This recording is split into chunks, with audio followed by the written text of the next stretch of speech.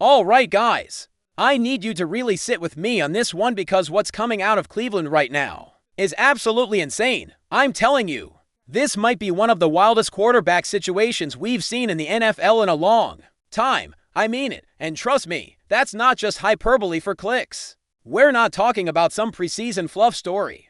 We're talking about something that might shake the entire foundation of what we expect from an NFL roster. So, Peter Schrager, one of the most connected guys in the NFL, goes on the Pat McAfee show and drops what I can only describe as a nuke on the Browns quarterback room. I was watching it in real time, and as soon as he said it, I just sat there for a second like, wait, did he actually just say that? Because what he laid out, man, if this happens, the ripple effects are going to be huge. Let me paint the full picture here. We all know the Browns had one of the most roller coaster quarterback seasons last year. Deshaun Watson goes down, chaos, PJ Walker steps in, then Dorian Thompson-Robinson.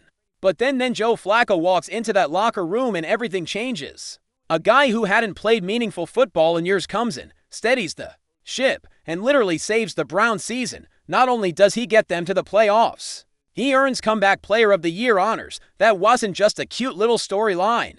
That was legit. That was real football magic. So, please take 2 seconds to hit the subscribe button. Like the video and leave your thoughts in the comments. Thank you for your support. So yeah, Cleveland brings Flacco back this offseason, and most of us, myself included, thought, okay, they're locking in their veteran insurance policy. Makes perfect sense. And then boom, they go out and trade for Kenny Pickett. And look, I know Pickett didn't exactly light it up in Pittsburgh, but he's a former first-round pick. He's got experience. He's still young. That's not just some camp body. That's a guy they're investing in. So you've already got a quarterback room with Deshaun Watson, Joe Flacco, and Kenny Pickett. That's 3 quarterbacks with real NFL starts under their belt. That should have been it, right? Nope, not even close. Then comes the draft, and Cleveland decides to throw gasoline on the fire. They go out and grab the quarterbacks. Dylan Gabriel, sure, he's intriguing. He's got talent.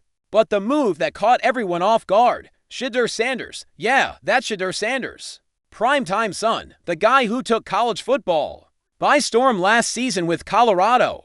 The guy who had the entire country watching a 1-11 team just to see what he'd do next. And somehow, someway, Shedeur falls to the 5th round.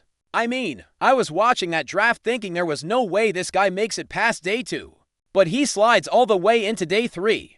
And Cleveland jumps on him like sharks, the blood in the water. Now here's where it gets spicy. Peter Schrager says he's hearing from inside the Browns facility that Shedeur is already making waves. Not just, hey, the rookie looks good type buzz. No, this is serious buzz. This is the type of energy that makes front offices reevaluate their depth charts, that makes veterans start wondering if their job is actually secure. Schrager says flat out, he would be surprised if both Flacco and Pickett are still on the roster come week 1. Let that sink in for a second. You've got a guy who just won Comeback Player of the Year, and a guy who went in the 1st round, and Schrager is saying one of them might not even make it to the regular season. And the reason? A rookie, a 5th-round rookie. Now I know there are people saying, okay, relax, it's OTA letters. And yes, I get that. This is all happening in shorts and helmets, no pads. But the buzz is real. And when a guy like Kevin Stefanski, who we all know doesn't just throw around praise for fun, starts talking positively about a rookie like Shedeur Sanders, that's a signal. That's a red blinking light saying something unusual is going on. A.J. Hawk even floated the idea that maybe Cleveland just keeps all 4 quarterbacks, which is borderline unthinkable. I mean, how many teams carry for QBS into the regular season?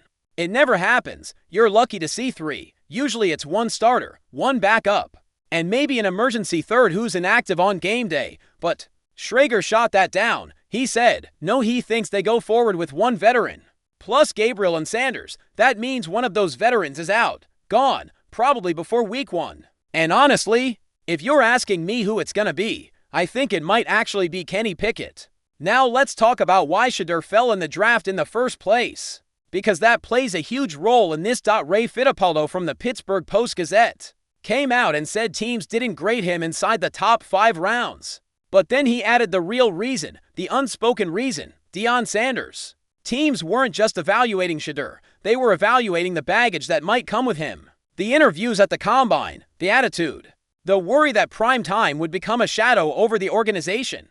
That's what scared teams off. Jonathan Jones from CBS broke it down even more. He said teams thought Shedeur was sandbagging interviews, basically mailing in and during the process. And yeah, that rubbed a lot of people the wrong way, but let's be honest here, the kid knew his value. He knew what he was capable of. And maybe, just maybe, he didn't want to land somewhere where he'd be stashed as QB3, behind a washed-up vet. But the Browns, they didn't care about any of that noise. GM Andrew Berry came out and said they had zero plans to draft the quarterbacks. But when Sanders was still sitting there in the 5th, they pounced. And now, he's the talk of the entire building. I've heard it from multiple sources, coaches, players, even folks in the front office. There's a genuine belief that this kid has it, not just the tools, not just the name, but the mental makeup to handle an NFL huddle. And yeah, he's had some hiccups, to speeding citations not great. That's fair criticism, but former Browns coach Eric Mangini came out and defended him, saying, look, this is a kid who's never been outside his dad's shadow.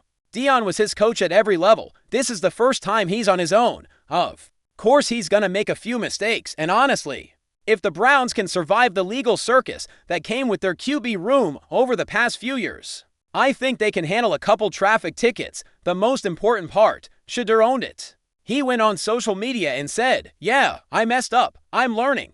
And that's what you want to see. That's maturity. That's leadership.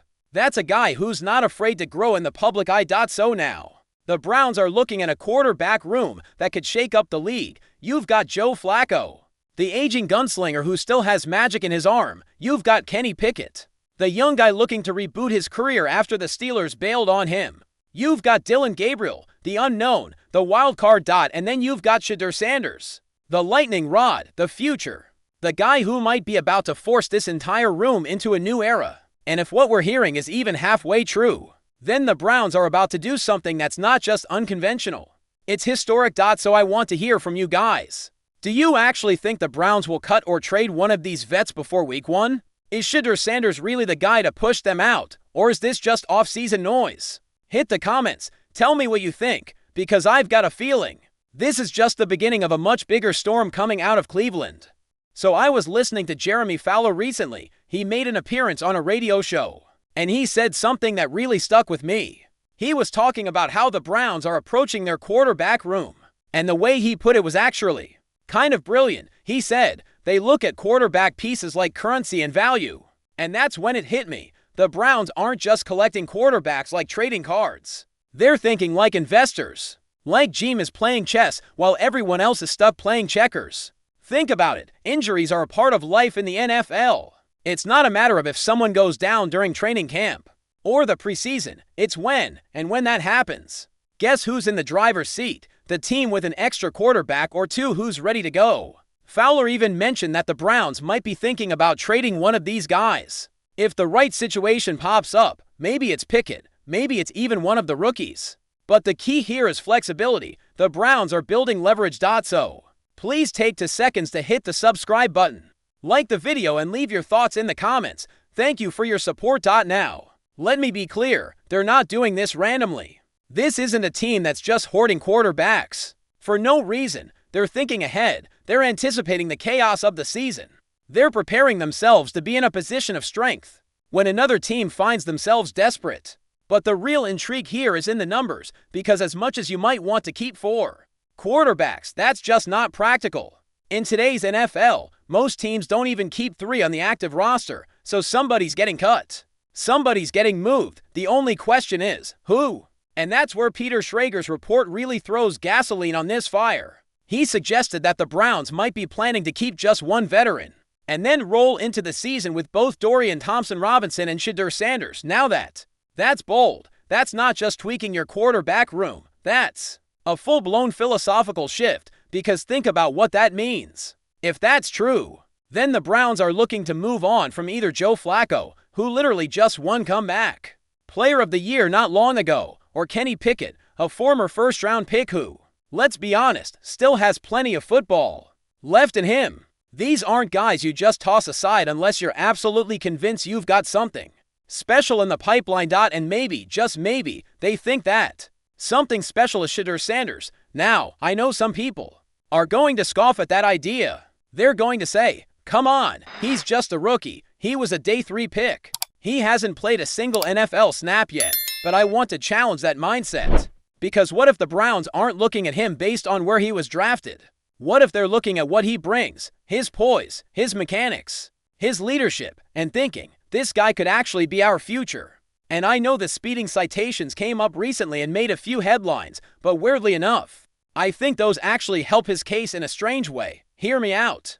They show he's not some media robot. He's human. He made a mistake, but he owned it. And in a league where accountability matters, where character issues can derail your entire career, being the kind of guy who takes responsibility and learns from it, that's a good look. And let's not dance around the elephant in the room here. His dad is Deion Sanders, prime time, one of the most electrifying players in NFL history. And yeah, some front offices might see that as baggage, but honestly, the Browns might see that as a bonus. Because when your dad is a Hall of Famer who literally lives football, who's been around locker rooms and media pressure in every kind of spotlight you can imagine, that's not a liability, that's mentorship, that's built-in support. That's football DNA. And if there's one franchise that isn't afraid to go against the grain, it's Cleveland. Let's not forget, this is the same organization that took on the Deshaun Watson situation head-on. They made one of the riskiest trades in modern NFL history because they believed the upside was worth it. So if they think Sanders has something that's worth investing in, even if it means moving off proven veterans, I'm telling you, they're not going to hesitate.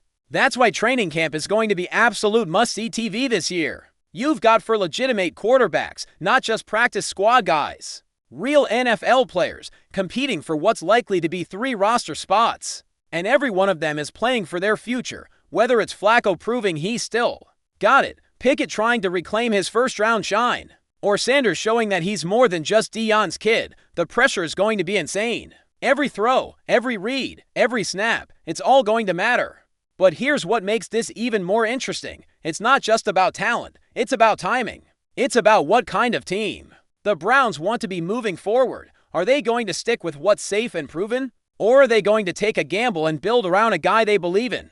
Even if the rest of the league isn't there yet, if they choose Sanders, they're making a statement. They're saying, we trust our scouts, we believe in development, and we're willing to take risks if we think the reward is worth it. And if they're right, if Sanders turns into a real starter, and they end up looking smart for keeping him over guys with more experience, you better believe other teams are going to start copying that blueprint. The NFL is a copycat league. Success rewrites the rules. So what am I watching for as this story unfolds? First, how does Sanders perform in training camp and preseason games? If he looks confident, composed, and shows he can hang, it makes the case for keeping him way stronger. Second, what's the market look like for Flacco and Pickett? If another team loses a QB and comes calling with a serious offer, Cleveland might find themselves in a position to make a smart trade and gain even more value from this whole thing. And third, and maybe most important, how does Sanders handle the spotlight? Not the media stuff, not the speeding tickets. I mean the real pressure. The pressure of being in an NFL camp, fighting for your job, trying to carve out your place on a team that might be betting the future on you.